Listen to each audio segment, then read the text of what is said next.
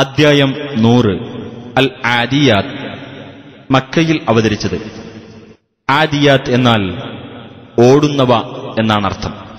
കിതച്ചുകൊണ്ട് ഓടുന്ന കുതിരകളുടെ പേരിൽ സത്യം ചെയ്തുകൊണ്ട് ഈ അദ്ധ്യായം ആരംഭിക്കുന്നതുകൊണ്ട് ഈ അദ്ധ്യായത്തിന് ഇപ്രകാരം പേർ നൽകപ്പെട്ടു. ബിസ്മില്ലാഹിർ റഹ്മാനിർ റഹീം. വൽ ആദിയാതി ളബ്ഹാ. കിതച്ചുകൊണ്ട് ഓടുന്നവയും ഫൽമൂരിയാതി ഖദ്ഹാ. അങ്ങനെ കുളമ്പ് കല്ലിൽ ഉരസി തീപ്പൊരി പറപ്പിക്കുന്നവയും ഫൽമുഗീറാതി സുബ്ഹാ. എന്നിട്ട് പ്രഭാതത്തിൽ ആക്രമണം നടത്തുന്നവയും ഫഅതർന ബിഹി നഖഅൻ ഫവസത്ന ബിഹി ജംആ.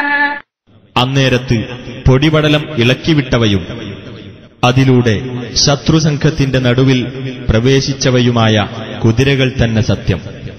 ഇന്നൽ ഇൻസാന ലിറബ്ബിഹി ലകനൂദ്. തീർച്ചയായും മനുഷ്യൻ തന്റെ രക്ഷിതാവിനോട് നന്ദികെട്ടവൻ തന്നെ. വഇന്നഹു അലാ ദാലിക ലശഹീദ്. തീർച്ചയായും അവൻ അതിന് സാക്ഷ്യം വഹിക്കുന്നവനുമാകുന്നു. വഇന്നഹു ലിഹുബ്ബിൽ ഖൈരി ലശദീദ്. തീർച്ചയായും അവൻ ധനത്തോടുള്ള സ്നേഹം കഠിനമായവനാകുന്നു. അഫലാ യഅലമു ഇദാ ബുഅ്തിറ മാ ഫിൽ ഖുബൂർ. എന്നാൽ അവൻ അറിയുന്നില്ലേ ഖബറുകളിലുള്ളത് ഇളക്കിമറിച്ച് പുറത്ത് കൊണ്ടുവരപ്പെടുകയും വഹുസ്സില മാ ഫിസ് സുദൂർ.